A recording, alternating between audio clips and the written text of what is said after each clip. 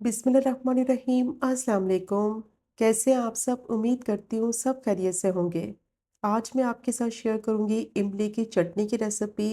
बहुत ही टेस्टी ये खट्टी मीठी इमली की चटनी बनती है और बहुत ज़्यादा क्वांटिटी में आप इसको आसानी से बनाकर स्टोर कर सकते हैं। समोसे हो, पकोड़े हो या फिर दही बड़े हो, रमज़ान में ये चटनी सबके साथ सर्व की जाती है और बहुत ही ज़्यादा मज़े की लगती है। तो बस वीडियो को आपने स्किप नहीं करना, वीडियो को आपने एंड तक देखना है। सारी टिप्स और ट्रिक्स मैं आपके साथ शेयर करूंगी कि मज़ेदार इमली की चटनी को किस तरह से बनाया जाता है और ऐसी क्या सीक्रेट चीज़ें इस पर डालेंगे कि इसको आप आसानी से 1 महीने तक स्टोर कर सकेंगे। और अगर आपको आज की रेसिपी पसंद आए तो चैनल को भी ज़रूर सब्सक्राइब करें। तो शुरू करते हैं इसको बनाना। 1 पाव इमली ली है जो कि वेट में 250 ग्राम है। आधा लीटर पानी को अच्छी तरह से गर्म कर लिया था और गर्म पानी में इमली को मैंने 1 घंटे के लिए भिगो कर रख दिया था। तो ये बहुत अच्छी तरह से सॉफ्ट हो गई है। कम से कम इसको 1 घंटे के लिए ज़रूर भिगोना है ताकि इमली अच्छी तरह से सॉफ्ट हो जाए। अब मसल मसल कर हाथों से इसका जो गूदा है वो निकाल लेंगे ताकि इमली का रस जो है वो अच्छी तरह से निकल आए।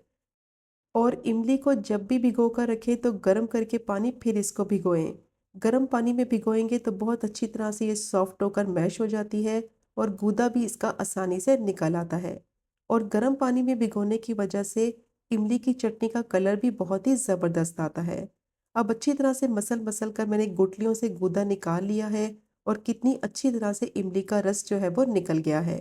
अब ये रस जब निकल जाएगा तो एक स्टेनर लेंगे और एक दूसरा बॉल लेंगे और स्टेनर की मदद से इसका रस जो है वो छान लेंगे। अच्छी तरह से इसका रस छानेंगे क्योंकि इसमें काफ़ी छोटे छोटे ज़र्रे होते हैं।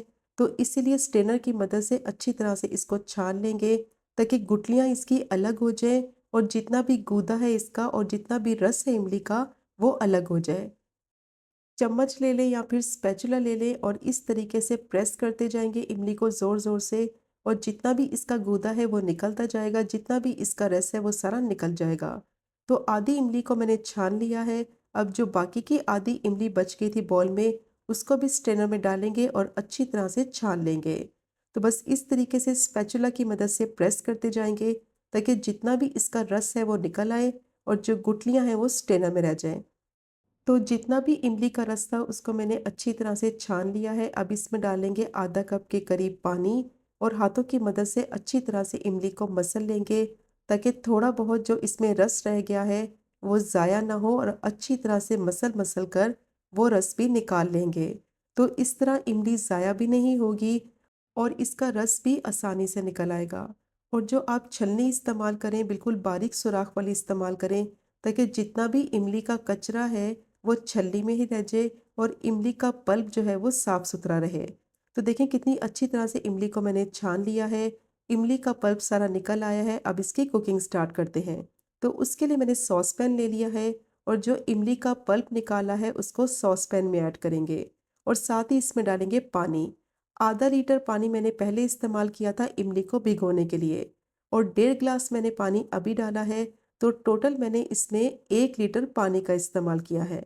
अब साथ ही इसमें डालेंगे कुछ स्पाइसेस।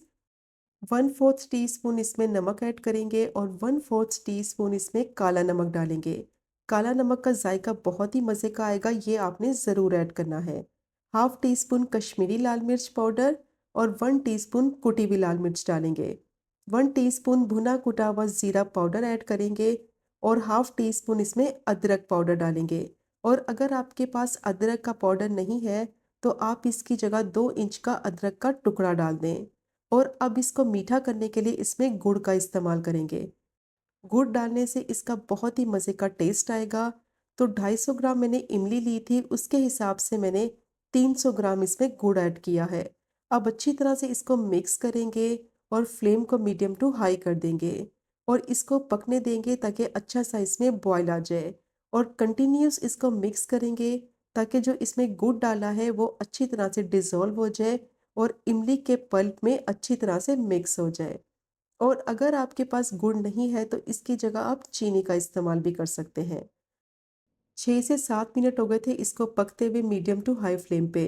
तो ये उबलने लगा है, अब मीडियम टू लो फ्लेम कर देंगे और इसको पकने के लिए रखेंगे तकरीबन 20 से 25 मिनट के लिए, ताकि ये गाढ़ा भी हो जाए और बेहतरीन इमली की चटनी बनकर तैयार हो जाए। फ्लेम को हाई नहीं करना वरना ये बहुत जल्दी ड्राई हो जाएगा। फ्लेम को मीडियम टू लो ही रखेंगे। अब मीडियम टू लो फ्लेम पे 20 से 25 मिनट के लिए इसको मैंने पका लिया है और इसकी कंसिस्टेंसी आप चेक कर सकते हैं, बहुत अच्छी तरह से गाढ़ी हो गई है। मज़ीद इसको गाढ़ा नहीं करना, क्योंकि जैसे ही थोड़ी सी ठंडी हो जाएगी तो ये मज़ीद गाढ़ी हो जाएगी। तो इसीलिए इसकी कंसिस्टेंसी थोड़ी सी पतली रखेंगे, ताकि ठंडी होने के बाद इसकी कंसिस्टेंसी बिल्कुल परफेक्ट हो जाए। तो बहुत अच्छी तरह से मैंने इमली को पका लिया है।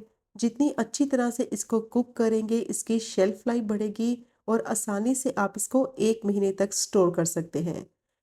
बहुत ही बेहतरीन मज़ेदार इमली की चटनी तैयार हो गई है। अब इसको ज़्यादा नहीं कुक करेंगे वरना ये बहुत ज़्यादा गाढ़ी होने लगेगी। फ्लेम को बंद करेंगे और इसको एक बाउल में ट्रांसफ़र कर लेते हैं। और इसकी कंसिस्टेंसी देखें कितनी परफेक्ट बनी है। जैसे ही थोड़ी सी ठंडी हो जाएगी तो ये गाढ़ी होने लगेगी, तो इसलिए इसको ज़्यादा नहीं पकाना है। बहुत ही मज़े की बनती है और बहुत ही कम बजट में और ज़्यादा क्वांटिटी में आसानी से आप इसको घर पे बना सकते हैं। तो इसको मैंने थोड़ा-सा ठंडा कर लिया है और इसकी कंसिस्टेंसी देखिए गाढ़ी होने लगी है। तो बहुत ही बेहतरीन ये इमली की चटनी तैयार हो गई है। बॉटल भरकर इसको फ्रिज में रखें और रमज़ान में आप इसको सर्व करें पकोड़े, समोसे और चाट के साथ। बहुत ही ज़्यादा टेस्टी लगेगी। और अगर आपको आज की वीडियो पसंद आए, चैनल को सब्सक्राइब करें, वीडियो को लाइक करें और शेयर करें।